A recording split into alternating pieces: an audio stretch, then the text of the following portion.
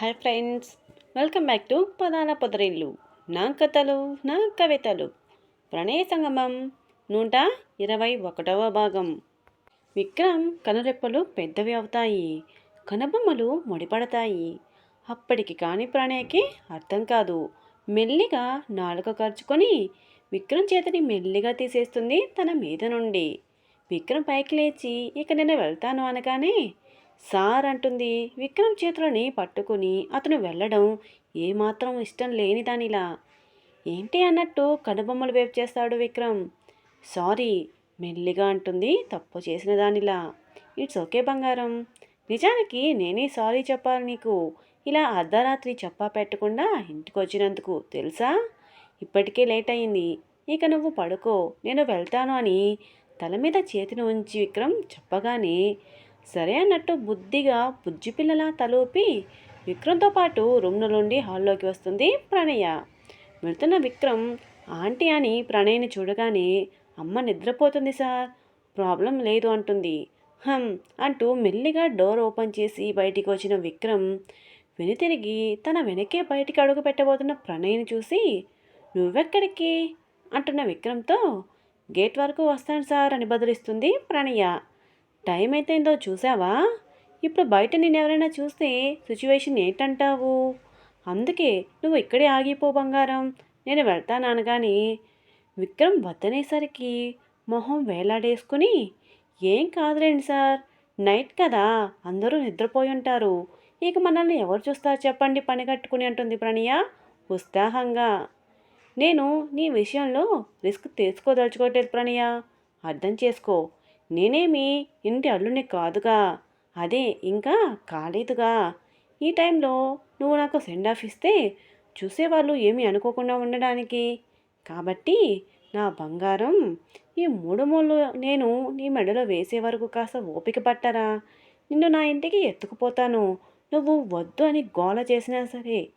ఏమంటావు అంటూ విక్రమ్ తన ఒత్తైన కదమ్మని వేవ్ చేయగానే సిగ్గుతో కనులు వాల్చేసి ఆ రోజు కోసం 1000 కళ్ళతో ఎదురు చూస్తున్నాను సార్ అని ప్రణయ్ చెప్పగానే తనని దగ్గరికి తీసుకుని నుదుటికి అతని నుదుటిని ఆనించి 1 నిమిషం కళ్ళు మూసుకొని ఆంటీ అంటున్నట్టు ముద్దు పెట్టుకొని మరోసారి వెళ్తానని ముందుకడి వేస్తాడు విక్రమ్.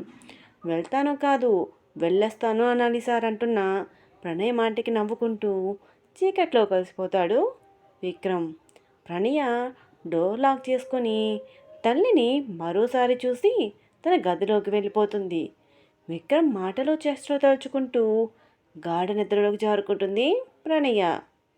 కార్ డ్రైవ్ చేసిన విక్రమ్ ప్రణయ రూపు తలుచుకుని గుండెని రబ్ చేసుకుంటూ ఏమాయ చేశావే, ఏ అమ్మాయిని కన్నెత్తి చూడని నన్ను ఇలా అర్ధరాత్రి దొంగలా నీకోసం వచ్చేలా చేసావు కదే బంగారం అంటూ హాయిగా నవ్వుకుంటూ ఇంటికి చేరుకొని ఇటువరకు బయటికి ఎలా వచ్చాడో అలానే వెళ్ళిపోతాడు తన రూమ్కి. ఇంటికి వెళ్ళిన కావ్య సంతోషంగా తల్లి దగ్గరికి వెళ్ళి మామ్ అంటూ హగ్ చేసుకుంటుంది గట్టిగా. భర్త ఆనంద్, కూతురు కావ్య మార్నింగ్ బయటికి వెళ్ళిపోవడంతో వచ్చిన పడావిడతో మెల్లిగా పనులు చేయించుకుంటూ ఒక ఫ్రెండ్లా ఆమెని ట్రీట్ చేసి మాట్లాడినా ఆమె పనులు అవ్వగానే వెళ్ళిపోవడంతో ఉసూరమంటూ లంచ్ పూర్తి చేసుకుని వాళ్ళ బెడ్రూమ్కి చేరుకుని భర్త ఆఫీస్కి వెళ్ళే తొందరలో కిందవి పైకి పైవి కిందకి చేసిన బట్టల్ని పొత్తికగా మడతలు వేస్తూ యథావిధిగా అమరుస్తున్న విమలని కావ్య ఉన్నట్టుండి వెనుక నుండి హక్ చేసుకోవడంతో ఉలికిపాటిగా చేతిలోని బట్టల్ని బెడ్ మీద జార విడుస్తుంది. మామ్ ఏమైంది, భయపడ్డావా ఏంటి, అరే దీనికేలా భయపడతారా అంటూ పక్కన కూర్చుంటుంది కావ్య.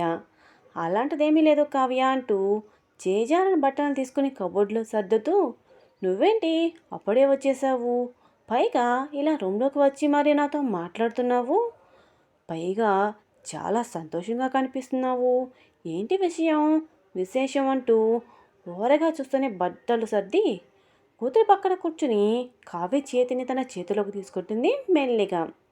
దీపిక తనకి సారీ చెప్పిందనే సంతోషం ఒక పక్క, తండ్రి బయటికి వెళ్దామని చెప్పడం మరొకటి కాగా ఇవాళ చాలా సంతోషంగా ఉన్నాను మామ్, డాడ్ నాకు ఫోన్ చేశారు, ఈవినింగ్ బయటికి వెళ్దామని చెప్పారు. డాడ్ వచ్చేసరికి మనం రెడీ అయితే డాడ్ రాగానే వెళ్ళిపోవచ్చు అంటూ బెడ్ మీద నుండి లేస్తూ చెప్తుంది కావ్య తల్లి విమలకి. కూతురు సంతోషంగా ఉండడం తనకి సంతోషంగా అనిపిస్తున్నా ఎందుకో మనసు కీడు శంకిస్తుంది. ఆ ఆలోచన మనసులోకి రాగానే అప్పటి వరకు ఉన్న సంతోషం తాలూకా నవ్వు మాయమవుతుంది. తనైతే సంతోషంగా మాట్లాడుతుంటే మౌనంగా ఉన్న తల్లిని గమనించిన కావ్య, ఏంటి మామ్, ఏదో ఆలోచిస్తున్నట్టున్నావు, బయటికి వెళ్ళడం నీకు ఇష్టం లేదా? అలా ఏం లేదు కావ్య, నాకెందుకు ఇష్టం ఉండదు చెప్పు. ఇలాంటి రోజు మళ్ళీ మళ్ళీ రావాలని కోరుకుంటాను కూడా. అలా అయితే ఇలా డల్గా ఉన్నావెందుకు? చెప్పానుగా కావ్య ఏమీ లేదని. నువ్వు ఇలా సడన్గా బయటికి వెళ్దామనేసరికి ఏమీ అర్థం కాలేదంతే. ఇంకేం లేదు. అది సరే, తిన్నావా నువ్వు అంటూ టాపిక్ డైవర్ట్ చేస్తుంది విమల. హా మామ్, ఫ్రెండ్స్ దగ్గరికి వెళ్ళానుగా, అక్కడే తిన్నాను. అక్కడ ఉన్నప్పుడే డాడ్ ఫోన్ చేసి ఈవినింగ్ బయటికి వెళ్దామని చెప్పాడు. అందుకే నేను త్వరగా ఇంటికి వచ్చేసాను కూడా. నువ్వు త్వరగా రెడీ అవ్వు, ఈలోపు నేను రెడీ అయి ఉంటాను. డాడ్ రాగానే వెళ్దాం, ఏమంటావు?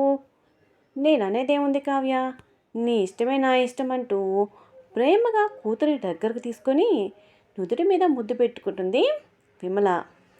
ఓకే మామ్, ఇక నేను నా రూమ్కి వెళ్తానంటూ చెంగున లేడి పిల్లలా ఎగురుతూ వెళ్ళిపోతుంది తన రూమ్కి కావ్య. వెళ్తున్న కూతుర్ని చూసిన విమల కళ్ళు ఆనంద బాష్పాలతో నిండుకుంటాయి. ఆనంద్ వచ్చేసరికి తల్లి కూతురు రెడీ అయి ఉండడంతో చిన్నగా నవ్వుకుంటూ 10 నిమిషాల్లో ఫ్రెష్ అయ్యి బయటికి వస్తాడు. ముగ్గురు కారులో బయలుదేరుతారు షికారుకి.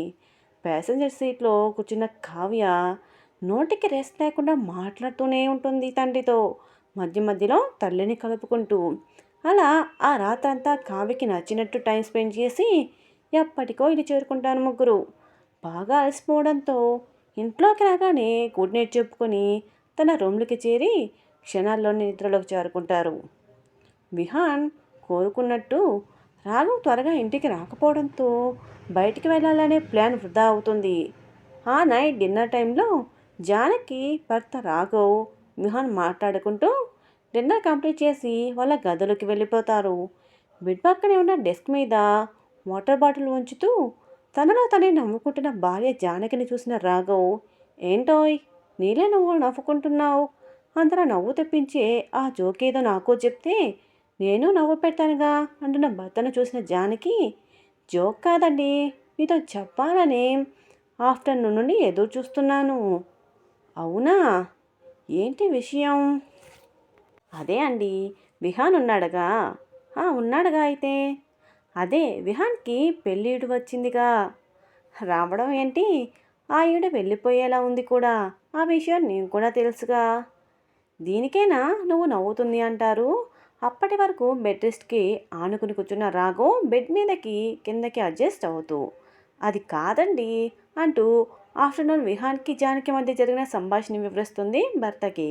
అంతా విన్న రాఘవ్, నీ కొడుకు పెళ్ళికి రెడీ అని పచ్చ జెండా ఊపాడనమాట. ఇంకేం, నువ్వు కోరుకుంటున్నది అదే కదా, చక్కని అమ్మాయిని చూసి కట్టబెట్టాయి నీ కొడుక్కి అంటూ భార్య నుదుటిని ముందాడి గుండెల మీదకు చేర్చుకుంటాడు రాఘవ్.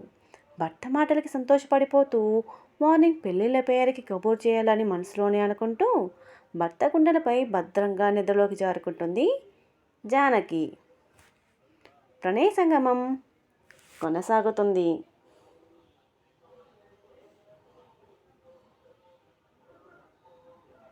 ఇదండి ఈరోజు కథ.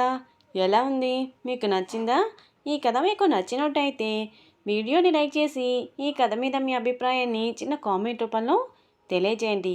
అలాగే మన పదాల పదుల ఛానల్ని ఇంకా సబ్స్క్రైబ్ చేసుకున్నటువంటి వాళ్ళు వెంటనే సబ్స్క్రైబ్ చేసుకొని మీ ఫ్రెండ్స్కి అలాగే ఫ్యామిలీ మెంబర్స్కి షేర్ చేయండి.